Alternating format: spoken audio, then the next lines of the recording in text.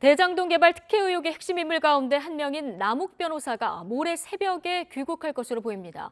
어제 성남시청을 압수수색한 검찰은 확보한 자료를 분석한 뒤 담당 공무원들을 차례로 불러서 조사할 전망입니다. 취재기자 연결하겠습니다. 김경수 기자. 네, 사회부입니다. 예, 지금 미국에 있는 남욱 변호사 모레 새벽에 국내에 들어올 것으로 보인다고요? 네, 미국에 체류 중인 남 변호사가 모레 새벽 5시 인천국제공항에 도착하는 항공권을 구입한 것으로 확인됐습니다. 남 변호사는 최근 한 언론 인터뷰에서 조만간 귀국하겠다는 의사를 밝혔는데요. 현재 외교부는 남 변호사의 여권 무효화 절차에도 착수한 상황입니다. 남 변호사는 화천대유 대주주 김만배 씨 그리고 정영학 회계사 등과 동업하면서 대장동 개발 사업에 깊숙이 관여했다는 의혹을 받고 있습니다. 천화동인 4호 실소유주인 남 변호사는 대장동 개발 수익을 1,000억 원 넘게 배당받기도 했습니다. 남 변호사가 예정대로 귀국한다면 조만간 검찰 조사를 받게 될 것으로 보입니다. 그동안 남 변호사는 대형 로펌 변호인을 선임해 검찰 조사에 대비해온 것으로 알려졌습니다. 네, 이번에는 검찰 수사 상황 짚어보겠습니다. 검찰이 어제 11시간 성남시청을 압수수색했는데요. 지금은 이 압수물 분석 중입니까?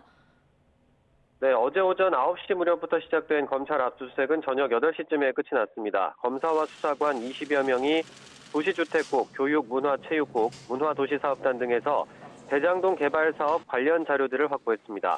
정보통신과에서는 내부 전자문서나 직원들이 주고받은 이메일 등을 확보한 것으로 알려졌습니다. 성남도시개발공사를 관리감독하는 기관이자 이 사업계획 승인과 인허가 권한이 있는 성남시가 대장동 개발 사업 때 어떤 역할을 했는지를 살펴보려는 겁니다.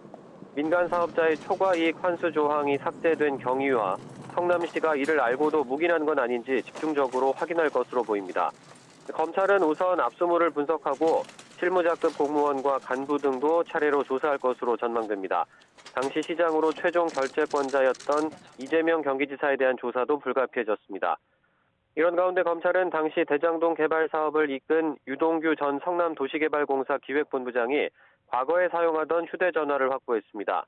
유 전 본부장이 지인에게 맡겨두었던 휴대전화로 사업 당시 상황과 윗선 보고 내용 등이 담겼을 가능성이 있습니다. 검찰은 구속된 유 전 본부장을 어제도 불러서 추가 조사를 이어갔습니다.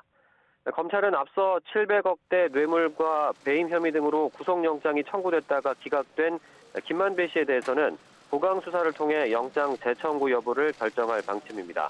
지금까지 사회부에서 전해드렸습니다.